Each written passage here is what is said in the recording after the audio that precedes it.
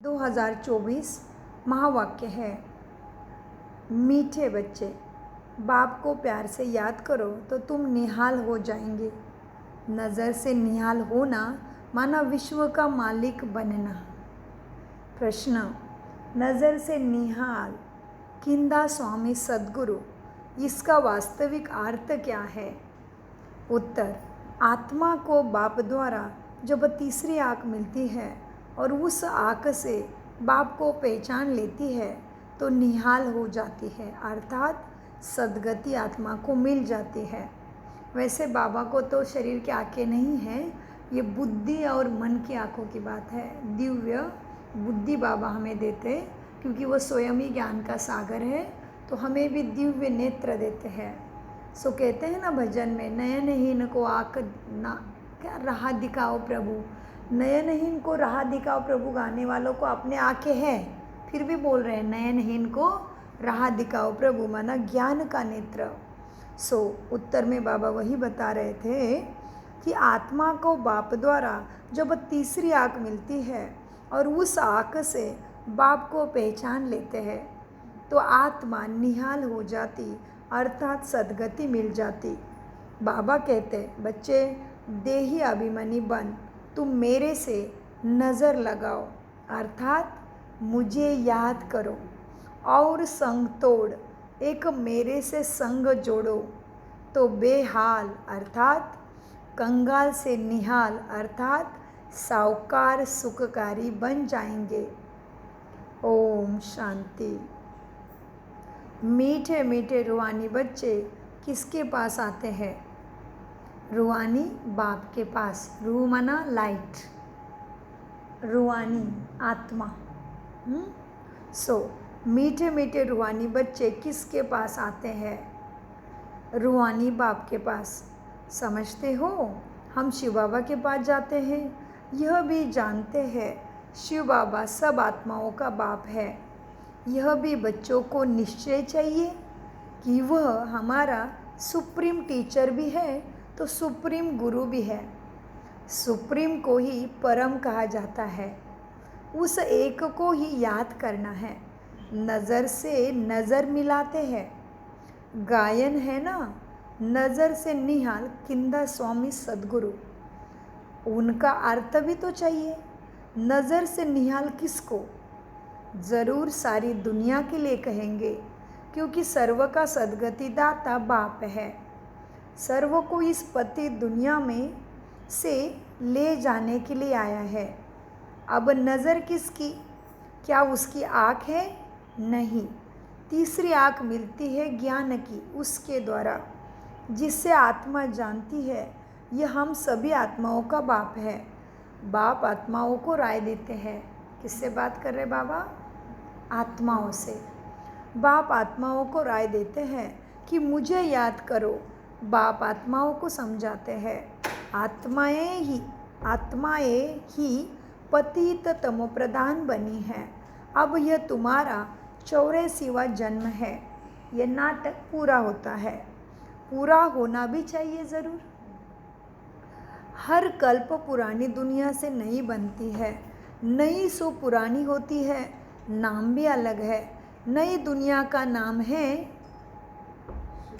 सतयुग, नई दुनिया का नाम है सतयुग, पुरानी दुनिया का नाम है कलयुग। बहुत अच्छा, वाह, सारे बच्चे तेज है ज्ञान में, बड़ा खुशी है। वो टीचर को तो खुशी है, ये निमित्त टीचर को भी खुशी चढ़ती है।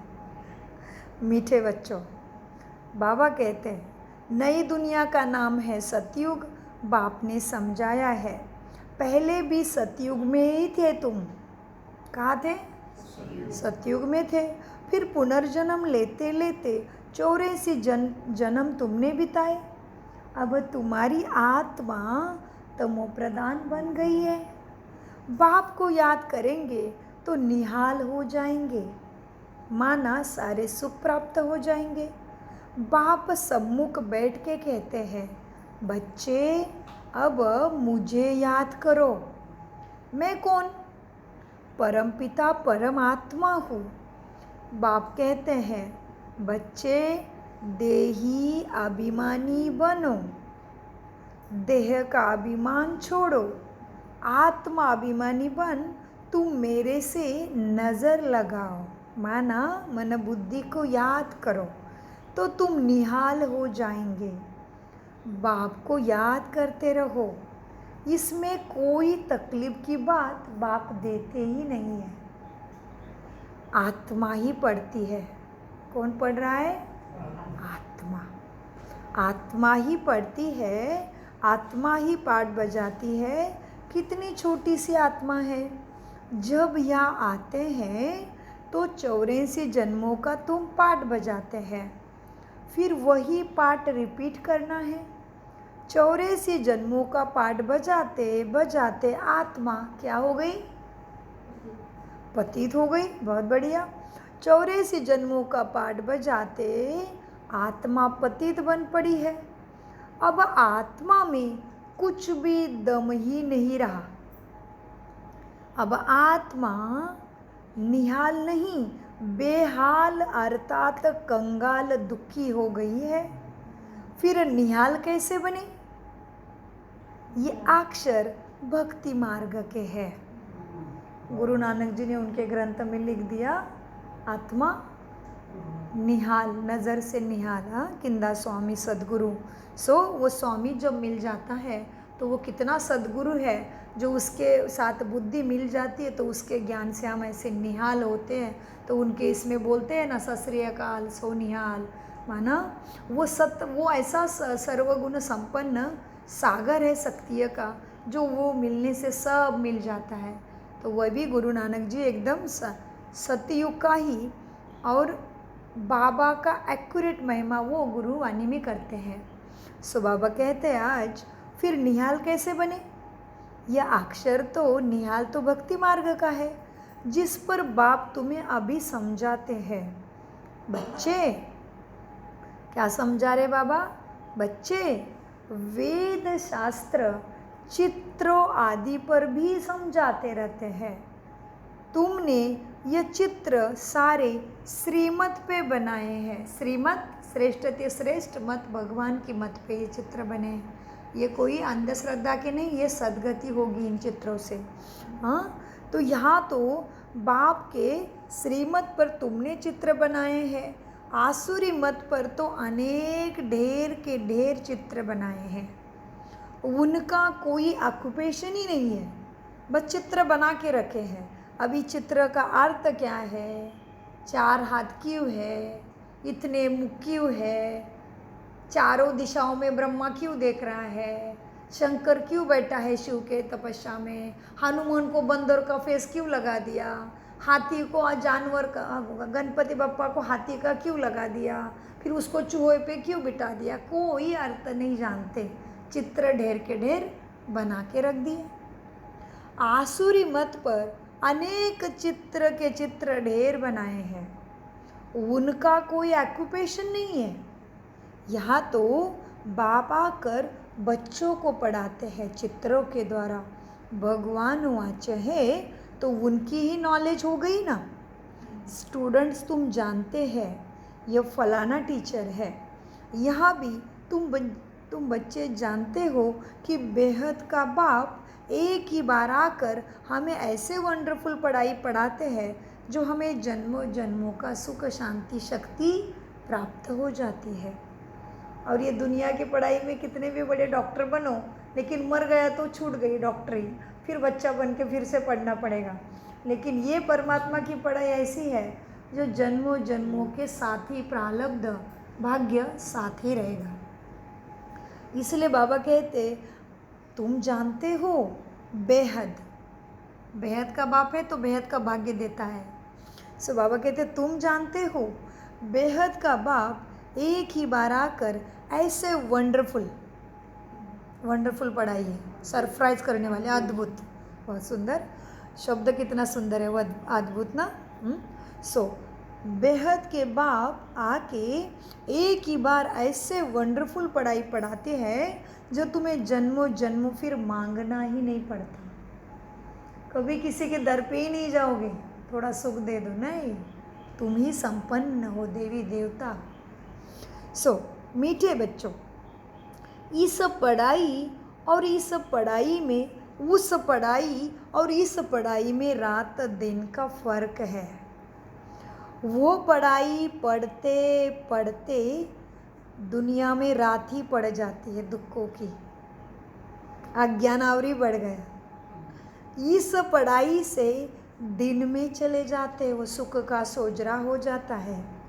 वह पढ़ाई तो फिर जन्म जन्मांतर पढ़नी ही पड़ती है, लेकिन ये तो आत्मा साथ लेके जाती है। इसमें तो बाप साफ बतलाते हैं। कौन बतला रहा है? साफ क्लीन बता रहे बाबा। इसमें तो बाप साफ बतलाते हैं, आत्मा जब पवित्र होगी ना तो यह शुद्ध ज्ञान उसको धारणा में आएगा। कहते हैं ना, शेरनी का दूध सोने के बर्तन में ठहरता है। एक तो वो दूध निकालेगा कौन पहले तो इसीलिए ये ज्ञान वंडरफुल है। इसलिए वो कहावत से मिलाप कर रहे बाबा कि ये ज्ञान सजा सजी आसानी से सबके लिए नहीं है। इसलिए कहते हैं कि शेरनी का दूध सोने के बर्तन में ठहरता है, क्योंकि वो रेयर है, दुर्मिल है। बाबा कहते हैं, बच्चे जब आत्मा पवित्र हो जाती है ना तो ज्ञान की धारणा होने लगती है।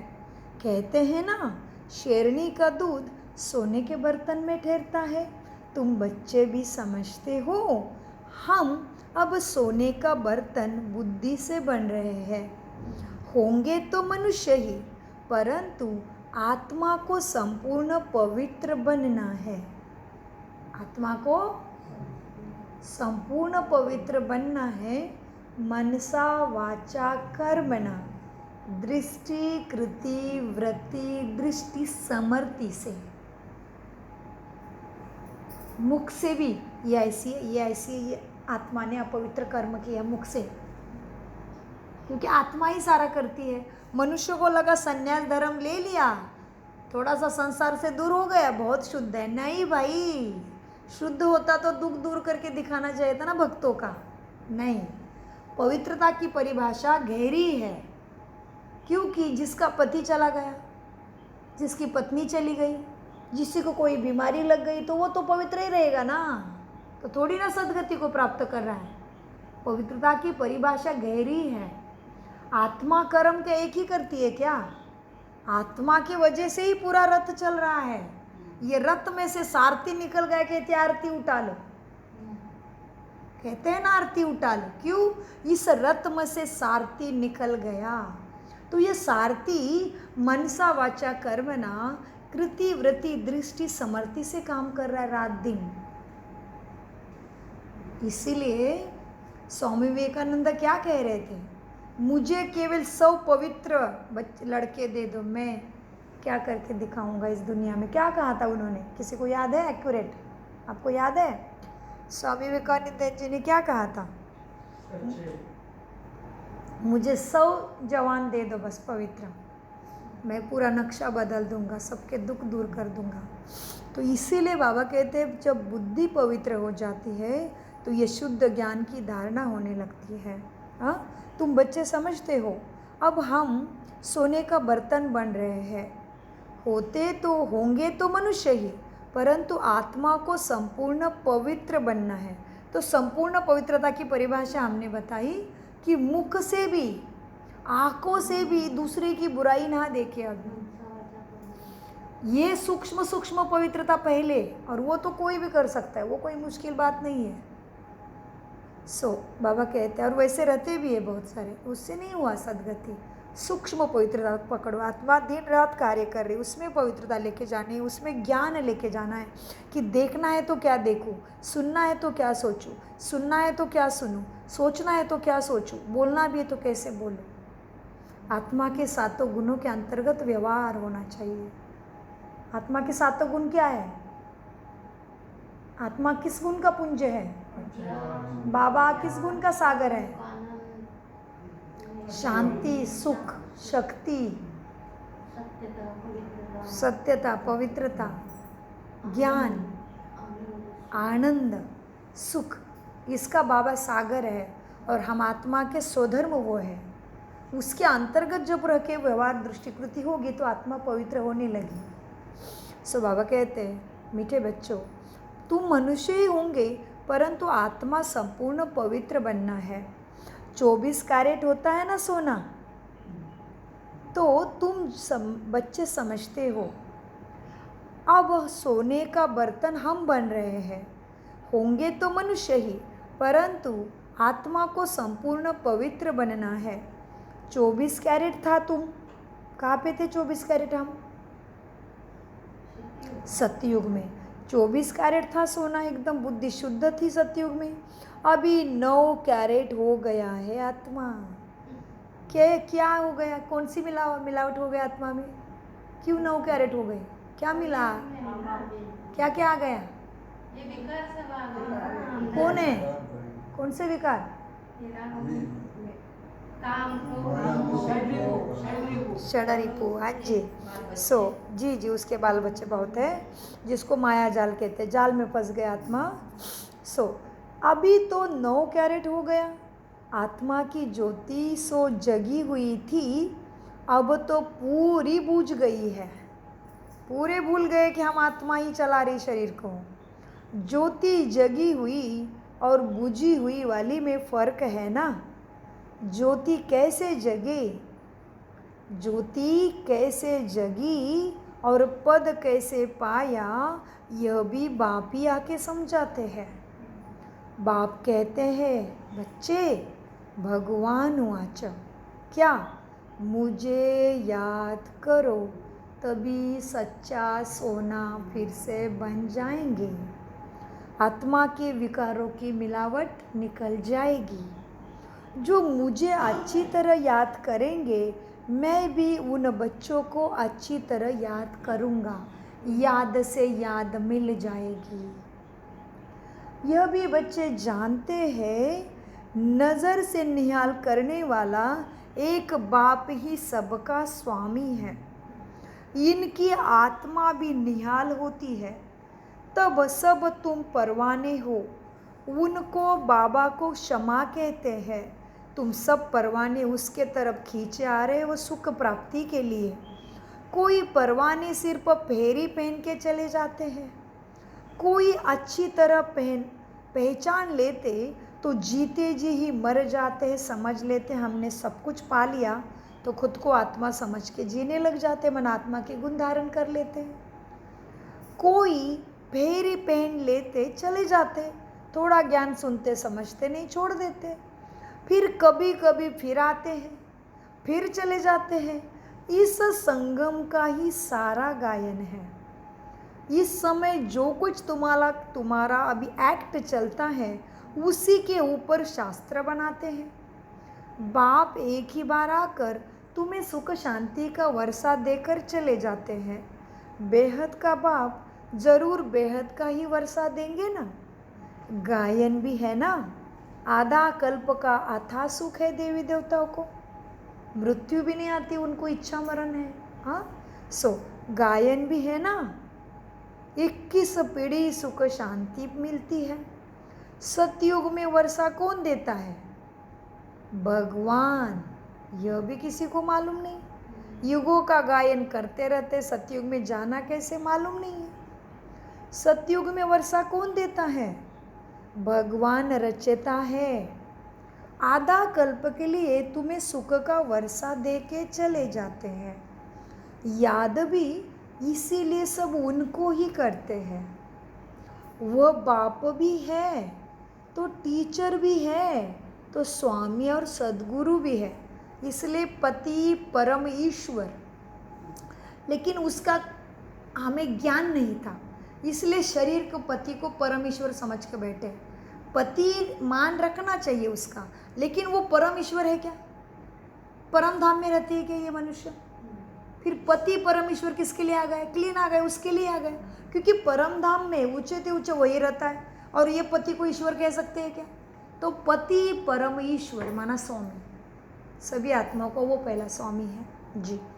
बाबा कहते बाप को कहते भी है, टीचर भी है, स्वामी भी है, सद्गुरु भी है।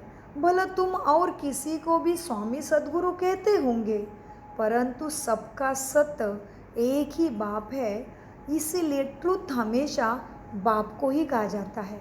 किसको कहा ट्रुथ? तो इसीलिए उसका क्या गायन है भक्ति में वो शब्द लेके? सत्यम। बहुत अच्छा। इसलिए ट्रुथ हमेशा बाप को ही कहा जाता है, इसलिए उसको सत्यम शिवम सुंदरम कहते हैं। और श्याम सुंदर किसको कहते हैं? कृष्णा को, क्योंकि वो जन्म मृत्यु में आएगा, शरीर है तो श्याम भी बनता, फिर सुंदर भी बनता, फिर श्याम बनता, फिर खेल है ये, इसको कोई नहीं रोक सकता। लेकिन बाबा सत्यम शिवम सुंदरम, अंग्रेजी में कहते हैं God is one, God is light, God is truth, God is almighty. Clean आ गई बाबा की महिमा, उधर कन्फ्यूजन नहीं है उनके पास। मीठे बच्चों, इसीलिए बाप को ही ट्रुथ भी कहते हैं। तो ट्रुथ ही आके बताएगा ना। ट्रुथ हमेशा बाप को कहा जाता, वही ट्रुथ आकर बताएंगे ना, और वही तुम्हें भी ट्रुथ बनाएंगे। तुम अभी देहभान में फंसे हो तो असत्य हो गए हो। हम तो शरीर को ही देख रहे, शरीर को ही मेरा मेरा समझते हैं, मेरा ये मेरा वो, लेकिन मेरा मेरा करने वाली शक्ति को भूल गए। मेरा करने वाली शक्ति तो मैं आत्मा थी, लेकिन मैं मेरा दो चीज़ें थी, फिर भी मैं को पूरे भूल गए हम। केवल मैं बैठ गए थे, मेरा इसी में फंस गए थे। इसलिए सदगति से दूर हो गए, दुख में ही प्राप्त, दुख ही मिलता जा रहा है जन्म जन्म। हाँ, सो बाबा कहते बच्चे, ट्रुथ हमेशा बाप को कहा जाता है। वो ट्रुथ क्या करता है आके? वही ही क्या करता है ट्रुथ आकर? पुरानी दुनिया को सचखंड बना देता है, दुख की दुनिया को सुख की दुनिया बना देता है, पतितों को पावन बना देता है। सचखंड के लिए हमेशा पुरुषार्थ कर रहे हैं। जब सचखंड था तो सब खंड नहीं थे, केवल भारत ही था। तो बाकी खंड कहाँ थे? पानी के नीचे, समुद्र की ज़मीनें सारी, क्योंकि 75% तो पानी है धरा पे और 25% ही ज़मीन है। तो जो ज़मीन का हिस्सा बाद में पानी का लेगा, कुछ होता है प्रलय वगैरह कहते हैं, तो जब ज़मीन को ऊपर से देखोगे ना तो ऐसे ऐसी लंबी लंबी दिखेगी। हाँ, और पीपल के पत्ते जैसी दिखेगी ज़मीन ऊपर से, क्योंकि पानी अपना हिस्सा लेगा। तो इसीलिए कहा कृष्ण पीपल के पत्ते पे आता है, ये कहा शास्त्रों में। लेकिन उसका अर्थ है कृष्ण भारत के भूगर्भ पे ही जन्म लेता है। इसलिए भारत माता की जय, क्योंकि भारत का जो भूगर्भ है वो कभी भी जलमय नहीं होता। मीठे बच्चों, अब बाप क्या करता आके? सचखंड का किसी का पता नहीं, बाप ही आके तुम्हें सचखंड के लिए पुरुषार्थ कराते हैं। जब सचखंड था ना, तब ये बाकी कोई खंड नहीं थे, यह सब पीछे से आते हैं। क्यों? क्योंकि तुम देवी देवता जब राज्य करके पूरा करते हो ना, तो उनको ऊपर से आने का टाइम हो जाता है, उनको भी तो जीना पड़ेगा, वो भी तो आत्मा है। लेकिन जब तक तुम खेल रहे थे तब तक कोई नहीं आया, चुपचाप ऊपर परमधाम में बैठना पड़ेगा। जिस तरह से अभी ये देश का स्थूल उदाहरण देखते हैं, अभी ये देश का राजा है, अभी रास्ते पे चलेगा तो हम चल सकते हैं क्या रास्ते पे? तभी भले वो स्थूल है लेकिन उसको राजपथ तो है ना, तो रास्ता सबका है, लेकिन जब वो चलता है तभी चुपचाप साइड में खड़े रहो, उसकी सवारी जाने दो। वैसे देवी देवताओं का सेम, देवी देवता जब इस धरा पे रंगमंच पे राज्य करते हैं तभी सारी आत्माएं चुपचाप ऊपर बैठ जाती है। देवी देवता जन्म मृत्यु का खेल खेलते खेलते पूरा आधा कल्प जीवन जीते हैं, उसके बाद वो भी नीचे ही खेल रहे हैं, तभी दूसरी आत्माएं आती है। इसलिए डालिया वो पेड़ को दिख रही, देखो वो तना देखो, ये देखो, जाते टाइम कल्प वृक्ष को ध्यान से देख के जाना। कहते हैं कि कल्प वृक्ष के नीचे बैठ जाओ, शास्त्रों में कहा कि ऐसा कोई वृक्ष है जिसके सामने बैठ जाओ तुम्हारी सारी इच्छा पूरी हो जाएगी। आई भाई, यही कल्प वृक्ष है। मनुष्य के जन्म मृत्यु की कहानी को जानना माना कल्प वृक्ष। मीठे बच्चों, क्या कहते बाबा? बाबा सच है ना। तो सचखंड का किसी को भी पता नहीं, बाकी जो खंड है पीछे बाकी जो अब खंड है उनका तो सबको मालूम है, अपने अपने धर्म स्थापकों को भी सब जानते हैं। बाकी बहुत गहरी बातें आई है। बाकी सूर्यवंशम, चंद्रवंशी और इस संगम युगी ब्राह्मण कुल को कोई नहीं जानते हैं। प्रजापिता, बाकी सभी धर्मों के गुरु हैं, बराबर, उनके धर्म ग्रंथ भी है। अभी देवी देवता को बताओ भाई कौन है, हिंदुओं का मालिक कौन है भाई, कहाँ ने किसने धर्म निर्माण किया, कुछ नहीं आता पता, क्योंकि ये हिंदू वाले देवी देवता वाले हैं ना, इसलिए इनके घर में कुल देवी इष्ट देवी है। ये केवल God is light and God is truth के पीछे नहीं है, सारे को पकड़ के बैठे हैं, क्योंकि उनके बिरादरी के हैं तो किसको क्या करेंगे छोड़ के। कुल देवी इष्ट देवी अंग्रेजों के है क्या, हमें है ना। सो बहुत गहरी बातें हैं, समझदार को इशारा काफ़ी। मीठे बच्चों, बाकी धर्मों के सारे कुछ धर्म गुरु संस्थापक सबको मालूम है, बाकी धर्म कब से आए, किसने स्थापन किए, सब पता है। सूर्यवंशी, चंद्रवंशी और इस संगम युगी ब्राह्मण कुल का कोई नहीं जानते। प्रजापिता ब्रह्मा को मानते हैं, कहते हैं हम ब्राह्मण कुल की ब्रह्मा की औलाद है, परंतु वह है कुक वंशावली, तुम हो मुख वंशावली। अब मुख वंशावली कैसे, ये इस पे कौन चिंतन करेगा। दुनिया वाले जो जाति के ब्राह्मण है वो है कुक वंशावली, ब्राह्मण के घर में पैदा होके उनका धर्म चल रहा है, तो कुक वंशावली। हम कैसे है, ब्राह्मण मुख वंशावली। कैसे मुख वंशावली, क्या है चिंतन। वो राजयोग सिखाया ना, उसने आकर ज्ञान दिया, वो हम पढ़े। ब्रह्मा के मुख कमल का, जी बहुत अच्छा, ब्रह्मा के मुख कमल का आधार परमपिता परमात्मा, जिसका शरीर नहीं है, वो हमारे का बात कैसे करेगा, हमें ज्ञान कैसे देगा, क्योंकि हमारी शक्ति कितनी बची है, आत्मा क्या भी जन्म मृत्यु का खेल खेल के कानों से सुन के समझने की शक्ति बची है, अंतर ज्ञान नहीं बचा है। लाइट सामने खड़ी होगी तो समझने की शक्ति आत्मा में नहीं बची है, दिव्य बुद्धि तो भूल ही जाओ।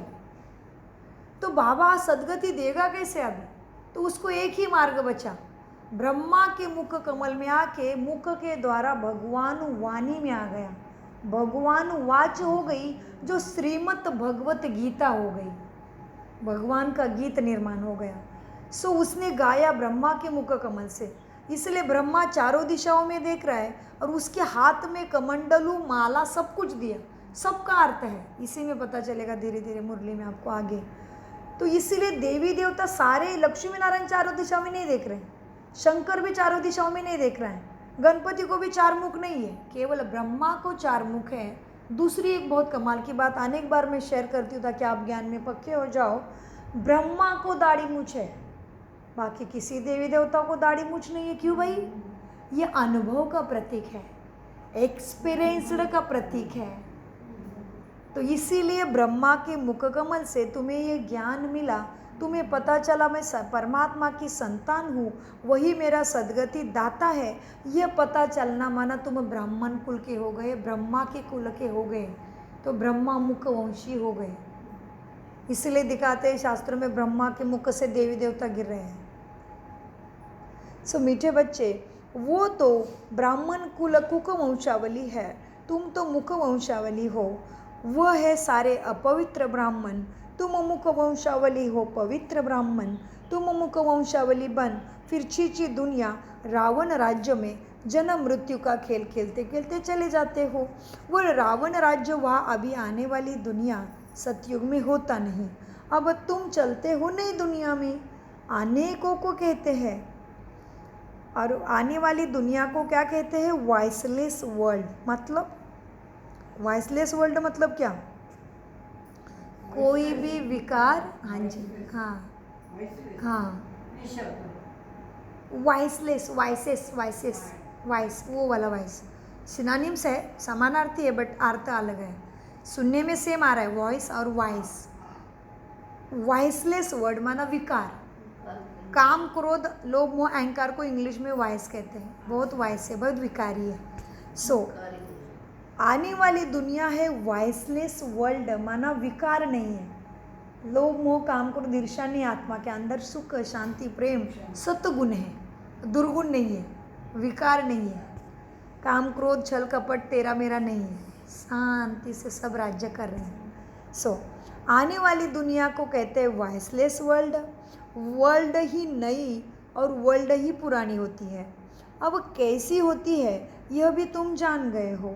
दूसरा तो कोई के बुद्धि में है ही नहीं कि दुनिया नई से पुरानी, पुरानी से नई कैसे बनती, किसी को मालूम ही नहीं है। लाखों वर्ष की बात तो कोई जान भी नहीं सके, यह तो थोड़े समय की बात है। यह बाप बैठ बच्चों को सब समझाते हैं। बाप कहते हैं, बच्चे मैं आता ही तब हूँ जब भारत में धर्म ग्लानि आती होती है। कब आता है बाप?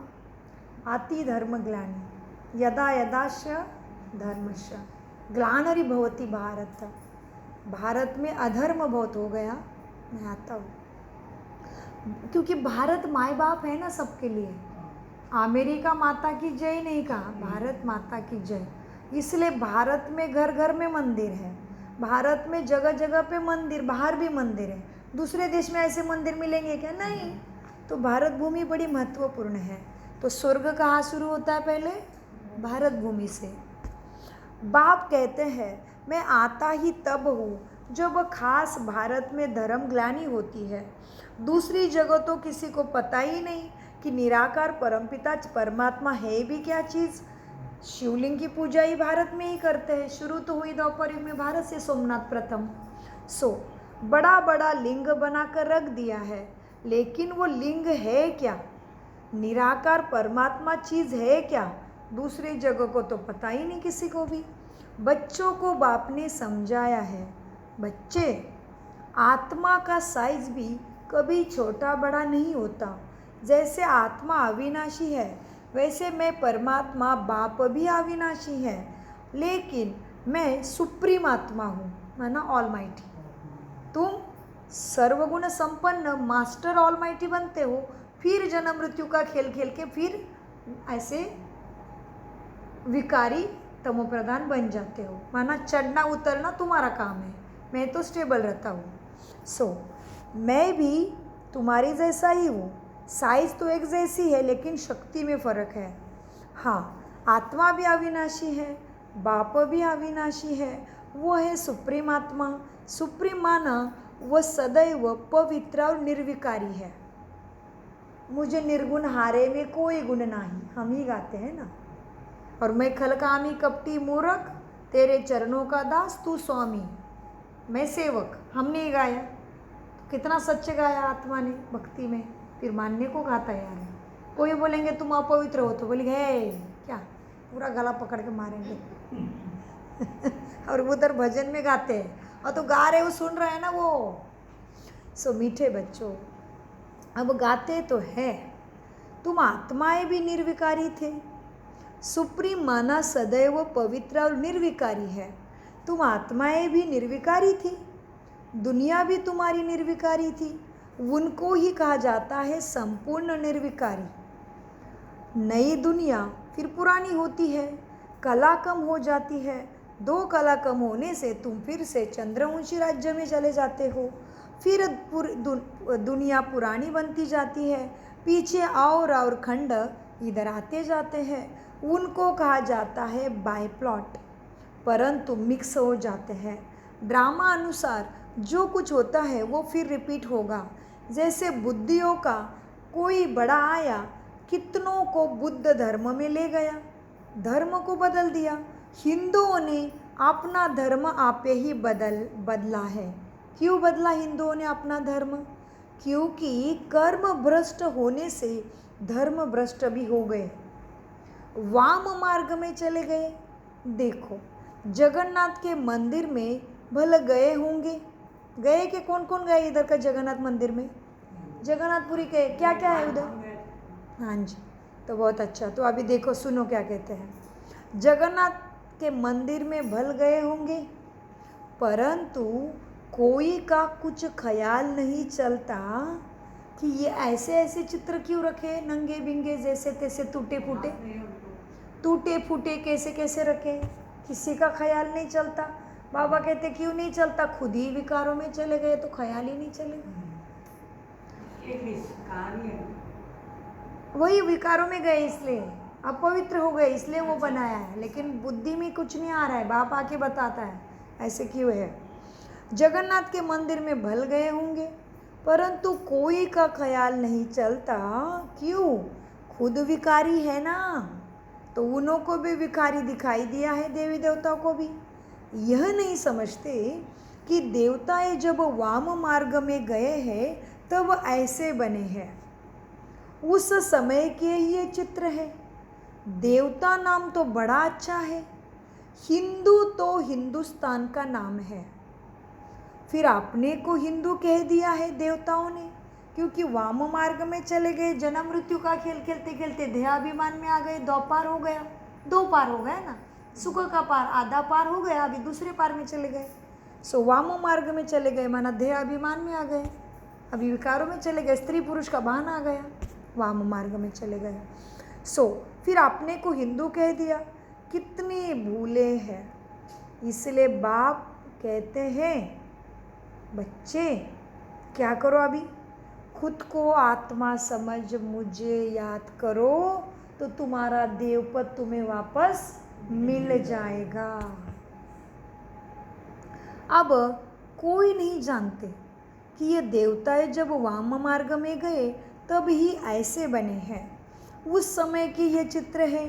देवता नाम तो बड़ा अच्छा, हिंदू तो हिंदुस्तान का नाम है, फिर अपने को हिंदू कह दिया है।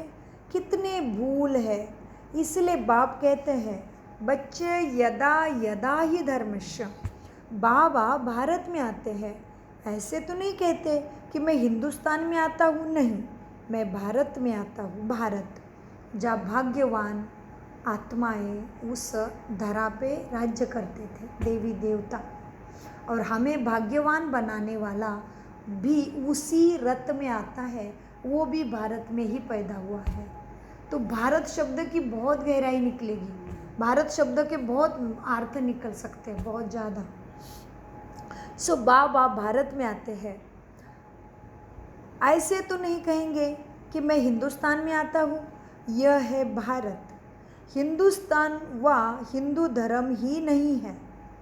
हिंदू धर्म का कोई मिलेगा नहीं आपको कहीं पे हिस्ट्री कि कौन धर्म पिता आया और हिंदू धर्म स्थापन किया, कहीं नहीं मिलेगी। क्योंकि हिंदू देवी देवता है, वो देवी देवता वाले जन्म मृत्यु का खेल खेलते खेलते वाम मार्ग में चले गए। वाम मार्ग में जाना माना आत्मभान से देहभान में आना, मेरा मेरा निर्माण होना, विकारों की धीरे धीरे प्रवेशता होना, माना द्वापर युग से वाम मार्ग में चले गए। तो हिंदू वाले हैं वो देवी देवता कुल के हैं सारे। सो इसलिए बाबा कहते हिंदुस्तान वह हिंदू धर्म है ही नहीं, मुसलमानों ने हिंदुस्तान नाम रख दिया है। यह भी ड्रामा में नूंद है, कोई किसी की गलती नहीं है। अच्छी रीति समझना चाहिए बच्चों ने ये सारी बातें। यह है नॉलेज। पुनर्जन्म लेते लेते तुम आत्मा वाम मार्ग में आते आते भ्रष्टाचारी बन पड़े हैं। फिर उन्हों के आगे जाकर तुम कहते हो, किसके आगे? देवी देवताओं के आगे जाके तुम ही कहते हो आप संपूर्ण निर्विकारी हो, मैं खलकामी कपटी हूँ। तुम ही देवी देवताओं के सामने जाके कहते हो, और उनको कहेंगे हे देवी देवताओं आप निर्विकारी हो, संपूर्ण निर्विकारी, सर्वगुण संपन्न, 16 कला संपन्न, संपूर्ण निर्विकारी, मर्यादा पुरुषोत्तम, अहिंसा परमो धर्म। श्री कृष्ण आ रहा है, माना सतयुग हमारा आ रहा है। तो हम ये सब थे, ये सब हमारा उतर गया सीढ़ी, खेल खेल के खाना ख़त्म कर दिया, अंदर भरी थी बैटरी, ख़त्म करते ही उनके देवी देवताओं के सामने जाके कहते हम खलकामी कपटी, तुम निर्विकारी, हम सारे विकारी हो गए। सो इसलिए बाबा याद दिलाते हैं। अब देवी देवताओं के सामने जाके गाते हैं आप संपूर्ण निर्विकारी हो, हम विकारी पापी हैं, और कोई खंड वाले तुम्हारे जैसे प्रार्थना देवी देवता के सामने जाके करते ही नहीं। करते हैं क्या अंग्रेज चर्च में जाके? हमने एक सत्य बोला है, क्योंकि हम ऐसे हो गए आत्मा उतरती कला में, हमारे अंदर काम क्रोध ईर्ष्या द्वेष राग लोभ मेरा मेरा आ गया, आत्मा दुराचारी पापाचारी भ्रष्टाचारी अत्याचारी बन गई। तो इसीलिए देवी देवता ऐसे नहीं थे, तो उनके सामने जाके गा रहे हैं ऐसे। तो बाबा कहते तुम ऐसे ही थे, इसलिए अपने ही फोटो के सामने माना देवी देवता के सामने जाकर कहते हो आप तो संपूर्ण निर्विकारी हो, हम विकारी पापी और कोई तुम्हारे जैसे कोई खंड वाले नहीं कहेंगे खुद को पापी खलकामी कपटी। हमारे ही सारी प्रार्थनाएं हैं, इसलिए भगवान भारत में ही आते हैं और भारत के द्वारा फिर सभी जो जन्म मृत्यु का खेल खेलते खेलते दूसरे धर्म में जन्म लेके चले गए, वो आत्माएं वापस फिर से सतयुग के लिए वापस अपने भारत में आ गई। कितने देशों की आत्माएं आ गई? 47 जी, 147 देशों की आत्माएं वापस देवी धर्म के लिए आ रही है, क्योंकि जन्म मृत्यु का खेल खेलते खेलते उनके ड्रामा के पार्ट के अनुसार उनके पास जो रोल था वो निभाते निभाते दूसरे धर्म में चली गई थी, वापस बाप के पास आ रही है। अभी उनको भाषा, धर्म, पंथ, देश कोई नहीं रोक पा रहा है बाप को मिलने से जी। दूसरे धर्म वाले कोई नहीं कहते खलकामी कपटी, तुम ही कहते हो। हाँ, हम विकारी पापी है और कोई खंड वाले ऐसे नहीं कहेंगे। हम नीच है अथवा हमारे में कोई गुण नहीं, ऐसे कहते कभी सुना नहीं होगा। सिख लोगों भी दूसरे धर्म वाले नहीं कहते, हिंदू ही कहते हैं ऐसे सब। सिख लोग भी ग्रंथ के आगे बैठते हैं, परंतु कभी ऐसे कभी नहीं कहते कि नानक तुम निर्विकारी हम विकारी है, नहीं। नानक पंथ कंगन लगाते हैं, अब वह भी है निर्विकारीपन की निशानी। कंगन लगाते उनके हाथ में कड़ा रहता है ना, नानक पंथी कंगन लगाते हैं, वह है निर्विकारीपन की निशानी, परंतु विकार बिगर रह नहीं सकते, तो झूठी निशानी रख दी हाथों में। जैसे हिंदू लोग भी जानुए पहनते हैं। क्या पहन रहे हिंदू? जानुए पहनते हैं। पता है जानुए पवित्रता की निशानी है। निशानी पहन के अपवित्र बनते रहते हैं, जानते भी नहीं कि जानुए क्या है, कि मैं ही जानू, मैं ही देवी देवता था, मैं ही अभी अधर्मी बन गया हूँ, मैं ही श्रेष्ठ धर्म वाला था, मैं ही नारायण था, मैं ही नर साधारण बन गया हूँ। जानू ही जानी जाननहार, मैं उसका बच्चा। जानवी शब्द का भी कितना अर्थ निकल सकता है। आपल्याकडं मराठी म्हणतात जानव, जानवच म्हणतात ना, जानव। हिंदी में जानवी, जनुओ। इधर में शब्द है जेनेऊ, जेन्यू, हाँ जेन्यू हिंदी में, हाँ जी। जैसे हिंदू लोग जेन्यू पहनते हैं। जनेऊ क्या है? पवित्रता की निशानी है। आजकल तो धर्म को भी नहीं मानते। इस समय भक्ति मार्ग चल रहा है, इनको ही कहा जाता है भक्ति का कल्ट। ज्ञान का कल्ट है सतयुग में। सतयुग में देवताएं संपूर्ण निर्विकारी थे, सुखी थे। कलयुग में संपूर्ण निर्विकारी कोई हो ही ना सके। पवित्र मार्ग वाले की स्थापना तो बाप ही करते हैं, बाकी सब गुरु है निवृत्ति मार्ग वाले। उनसे उनों का जोर जास्ती हो गया है। बाप कहते हैं यह जो कुछ तुमने पढ़ा है ना, उनसे मैं नहीं मिलता हूँ। तुमने आज तक जो शास्त्र पुराण पढ़े हैं उससे मैं तुम्हें नहीं मिलता हूँ। मैं जब आता हूँ तभी सबको नज़र से निहाल कर देता हूँ। इसलिए गायन भी है, नज़र से निहाल किंदा स्वामी सद्गुरु। यहाँ तुम क्यों आए हो? क्यों आए हो बाप के पास? निहाल बनने, सारे दुख कष्टों से छूट के सुख शांति की दुनिया में जाने के लिए आए हो। निहाल माना सतगति प्राप्त होना, सारे दुख कष्ट मिट जाना, कंगाल से धनवान बन जाना, दुर्गति से सद्गति में चले जाना, पतितपन से पावन बन जाना, पापी से पुण्यवान बन जाना, दुर्गति से सद्गति में चले जाना, माना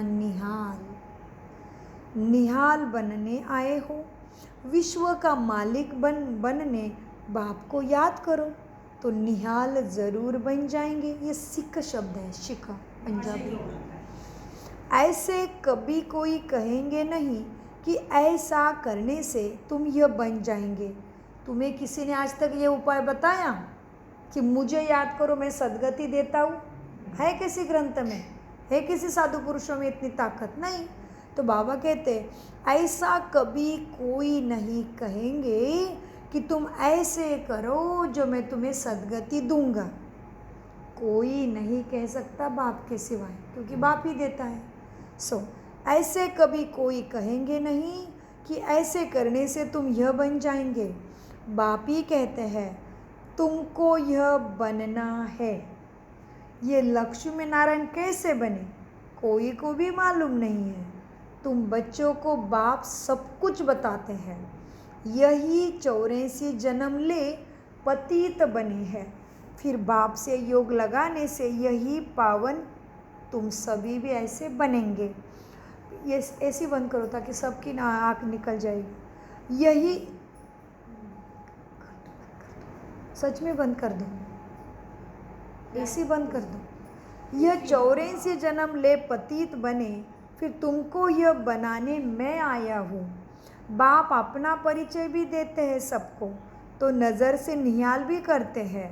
यह किसके लिए कहते हैं? एक सद्गुरु के लिए कहा है। वो गुरु लोग तो ढेर और माताएं अबलाएं भी भोली है। तुम सब भी भोलेनाथ के बच्चे हो। शंकर के लिए कहा है आँख खोली विनाश हो गया, यह भी पाप हो जाए। बाप कभी ऐसे काम के लिए डायरेक्शन नहीं देते कि विनाश करो। विनाश तो कोई और चीज़ से होगा ना। हुआ है, हो गया लाइट रह गई। कोई बात नहीं। विनाश तो कोई और चीज़ से होगा ना। बाप कभी भी विनाशकारी कर्तव्य नहीं सिखाते हैं। विनाश तो और कोई चीज़ों से होगा। बाप ऐसे डायरेक्शन नहीं देते। यह तो सब साइंस निकलते रहते हैं, समझते हम अपने कुल को आपे ही विनाश करते हैं। वह भी बंधे हुए हैं विनाशकारी साधन बनाने के लिए। ड्रामा में साइंटिस्ट जो भी बॉम्ब बारूद बना के रख रहे हैं, जो बॉम्ब बारूद जहाँ रखे वहाँ थोड़ा भी हिला दिया ना धरती ने, आग होने में देर नहीं लगेगा। तो बाबा कहते साइंस वालों को भी ऐसा उनका रोल है, जो विनाशकारी चीज़ें बना के रखेंगे। तो भगवान नहीं विनाश करता, वो सारी व्यवस्था आपे आप है धरती पे। ये तमो प्रधानता का कचरा, भ्रष्टाचार का कचरा मिटाने के लिए व्यवस्था अपने आप बनी हुई है ड्रामा में, भगवान नहीं करता। ये साइंटिस्ट लोगों को अपने आप प्रेरणा आएगी कि ऐसे चीज़ें बना के रखेंगे। वो जो एक ही बॉम्ब छोड़ने से नागासाकी और जापान में क्या हुआ था, है ना, वही सारी धरती का भी आखिर में होगा, क्योंकि सबने अपने अपने रक्षा के लिए इतने प्रचंड बॉम्ब बारूद बना के रखे। अभी कोई ने भी भले नहीं चला है, लेकिन भूकंप हो गया तो हड़बड़ी होगी। वो बॉम्ब बारूद फूटने में कितना देर लगेगा बताओ। अभी तो रिमोट के अंदर है, रिमोट रूम के अंदर है कि रिमोट दबाएंगे तो छूटेंगे, लेकिन रिमोट के बदले ही धरता हिल गई तो फिर जिधर रखे उधर ही हिला तो कैसे करोगे? फूटेंगे ना। दारू गोला है, फूटने में देर नहीं लगेगा। इसीलिए बाबा कहते हैं बच्चे मैं विनाश नहीं कर रहा था, विनाश की व्यवस्था ड्रामा में अपने आप है। बाबा कहते बच्चे देखो शंकर के लिए भी क्या क्या रंग बोल दिया है। शंकर के लिए कहा है आँख खोली विनाश हो गया, यह भी पाप हो जाएगा। तुम्हारी ज्ञान की तीसरी नेत्र खुल जाती है, माना तुम सतोप्रधान बनते हो, तो देवी देवता पद प्राणी का जब टाइम आता है तो धरती से कचरा हटाना ही पड़ेगा ना। फिर तुम कैसे आओगे फिर प्रवेश करके? तुम्हारा राज्य शुरू होने के लिए जैसे नया घर बनाना है तो पुराना घर तो तोड़ना ही पड़ेगा ना, भले कितना भी प्यार होगा, कितनी भी उसमें यादी होगी। तो अभी सत्यु के सोने के महल बनाने हैं देवी देवताओं के, सबको ऊपर बिठाना है, तो फिर कैसे करेंगे? सफाई तो करना पड़ेगा धरा की। तो इसलिए बाबा कहते तुम शंकर की तीसरी नेत्र खुलना, माना तुम सभी की तीसरी दिव्य ज्योति जग जाती थी। 33 कोटि देवी देवता बनते ही इधर पूरा सफाया शुरू होगा। शंकर को विनाशकारी कहना पाप हो जाएगा, वो देवता नहीं विनाश करता। तो बाबा कहते बाप कभी भी ऐसा काम के लिए डायरेक्शन नहीं देते हैं। विनाश तो और कोई चीज़ों से होगा। बाप ऐसे डायरेक्शन नहीं देते कि जिससे पाप बढ़ जाए मनुष्य का। यह तो सब साइंस निकालते रहते हैं। वो भी समझते हैं कि हम अपने ही कुल का विनाश करते हैं, लेकिन वो साइंस वाली आत्माएं साइंटिस्ट भी बंधे हुए हैं ड्रामा में। छोड़ नहीं सकते, बना के रख देंगे। जिन्होंने बॉम्ब बनाया वो भी समझ रहा है कि हमारे कुल का भी इसमें विनाश होगा, लेकिन वो आत्मा का रोल ही ऐसा है, वो करे के रखेगी, बॉम्ब बना के रखेगी। सो बाबा कहते वो भी बंधे हुए हैं, छोड़ नहीं सकते। नाम कितना होता है, अभी साइंटिस्ट का भी कितना नाम है कि ऐसे ऐसे किया, ऐसे ऐसे किया। सो बाबा कहते सन्यासी का भी कितना नाम है, खोज लगाने का वाले का भी कितना नाम है। नाम तो होता है लेकिन उसका पार्ट वो पूरा करके रखेंगे। तो छोड़ नहीं सकते, वो बंधे हुए हैं, विनाशकारी चीज़ें बना के रखेंगे। नाम भी कितना होता है उनका, मून में जाते हैं परंतु फ़ायदा कुछ भी नहीं, भगवान बता रहा है। मीठे मीठे बच्चे, तुम भी नज़र से, बाप से नज़र लगाओ, माना अपने को आत्मा समझ, अपने बाप को याद करो तो निहाल हो जाएंगे। इसका मतलब ये साकार मुरली है। और उस समय बहुत सारे पंजाबी बच्चे बाबा के पास आए हैं। पंजाबी बच्चों की ज्योति ने राजयोग लिया हुआ है। सो उनके भाषा में उनको समझने के लिए भगवान ने पूरी गुरु नानक की वो गुरु लिया, वाणी पे मुरली चली आज। सो मीठे बच्चे, तुम भी बाप से नज़र लगाओ, माना आत्मा समझ, अपने को याद, बाप को याद करो तो निहाल हो जाएंगे, माना सारे दुखों से पार हो जाएंगे।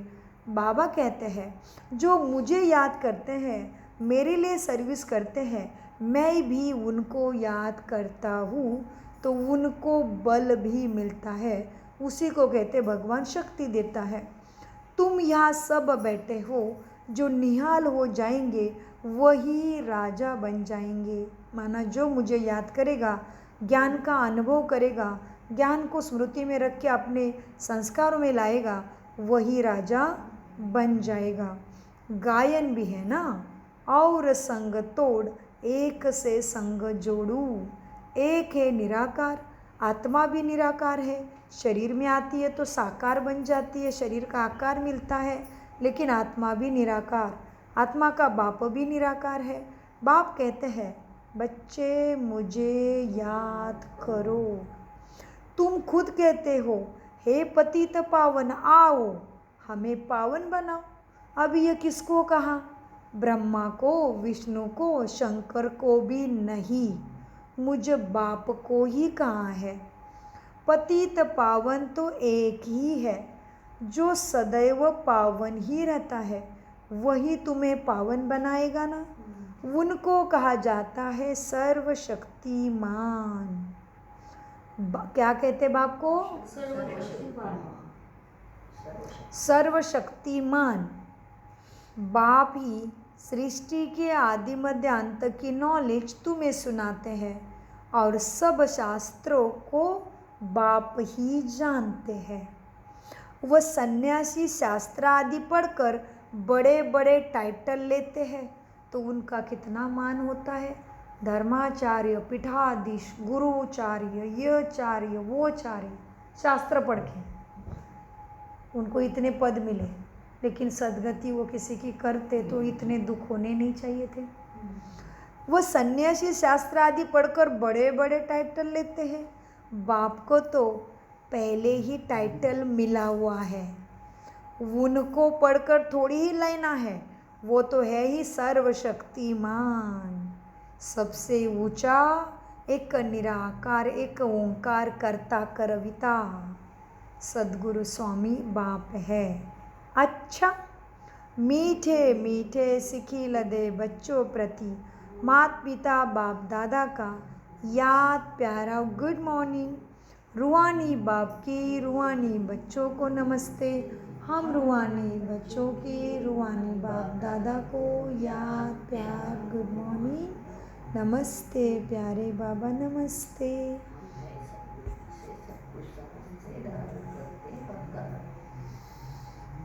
धारणा के लिए मुख्य सार, क्षमा पर जीते जी मरने वाला परवाना तुम्हें बनना है, फिर सिर्फ फेरी लगाने वाला नहीं, ईश्वरी पढ़ाई को धारण करने के लिए बुद्धि को संपूर्ण पावन भी तुम्हें ही बनाना है।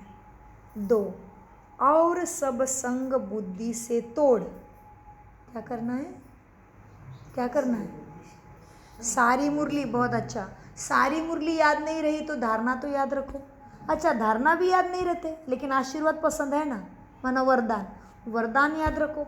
अच्छा, वरदान भी याद नहीं रह रहा है, स्लोगन याद रखो, स्लोगन भी याद नहीं रह रहा है, प्रश्न तो याद रखो। बाप कह रहे हैं, बाप कह रहा है 365 डेज में एक तो बात याद रखो, तो क्या हो जाएगा? रोज एक लाइन याद रखोगे, भले सारा मत याद रखो, बड़ा जंजाल है संसार में, बहुत काम है। तो बाबा कहते हैं 365 डेज साल के होते हैं, 365 महावाक्य आ गए तो पावन बनने में कितना देर लगेगा?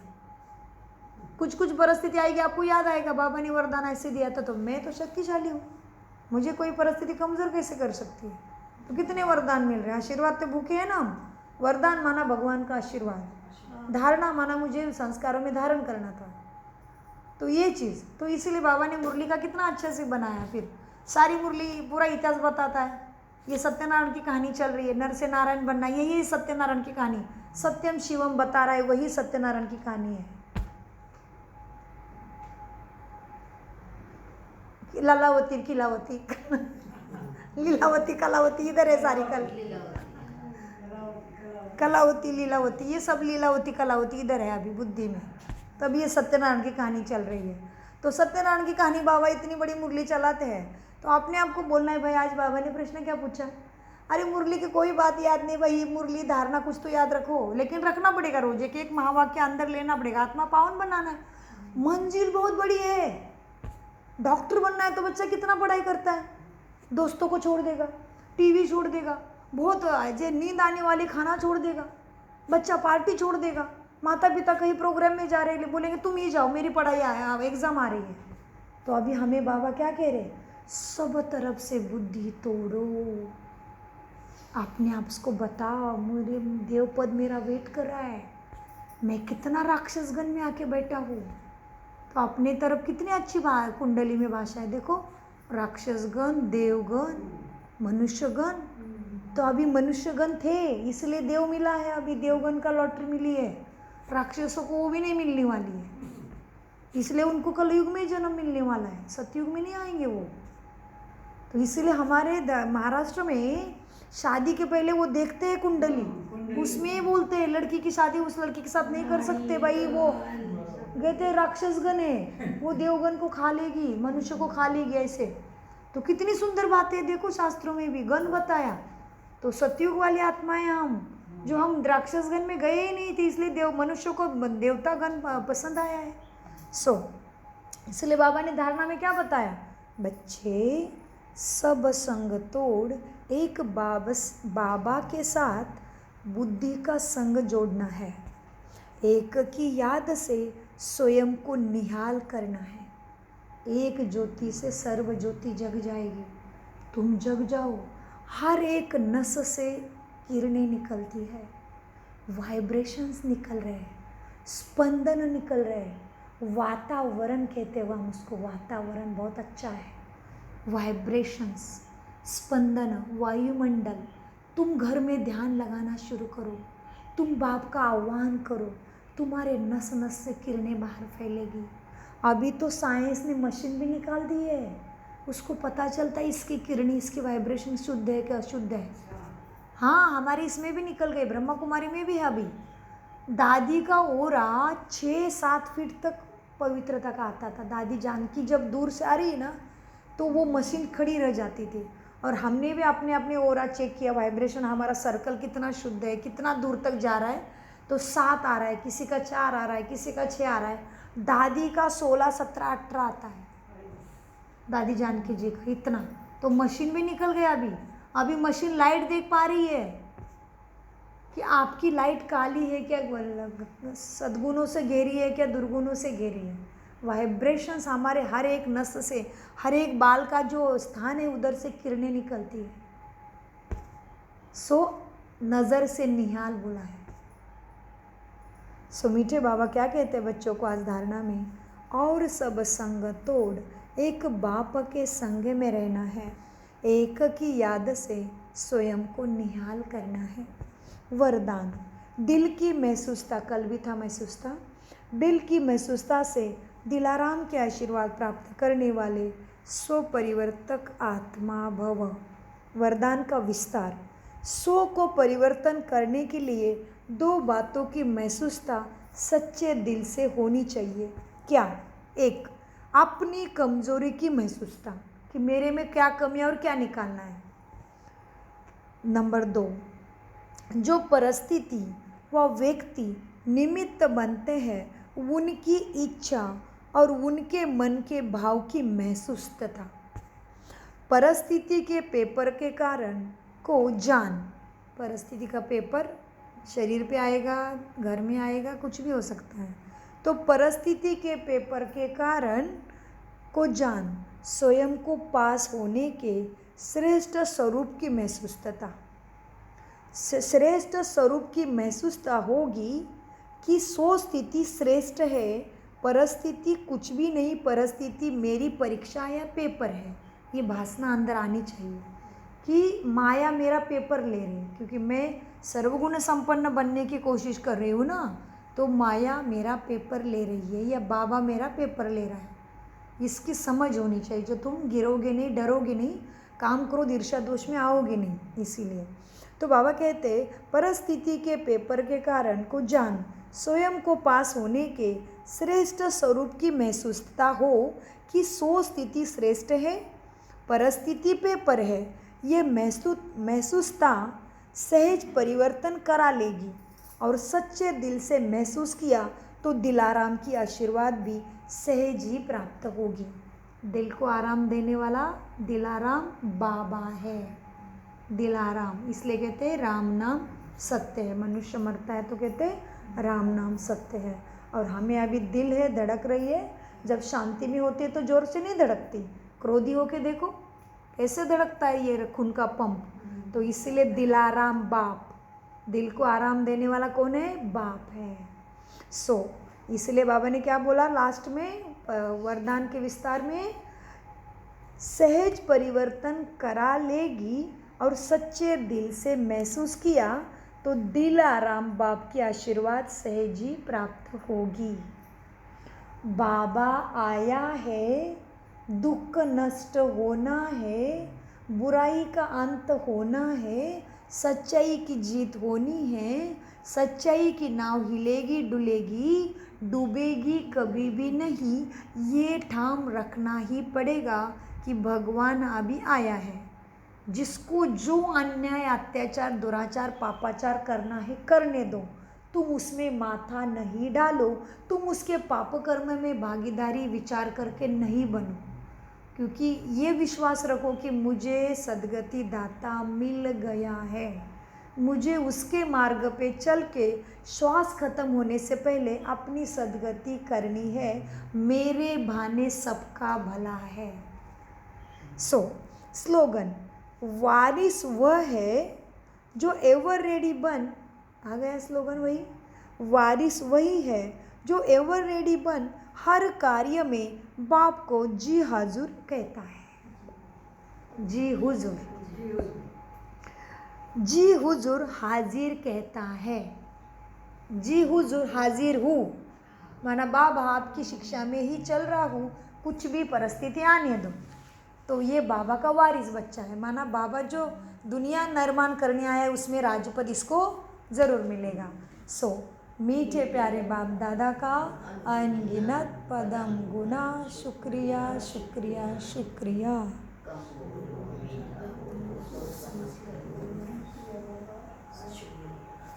शुक्रिया फरिश्तों।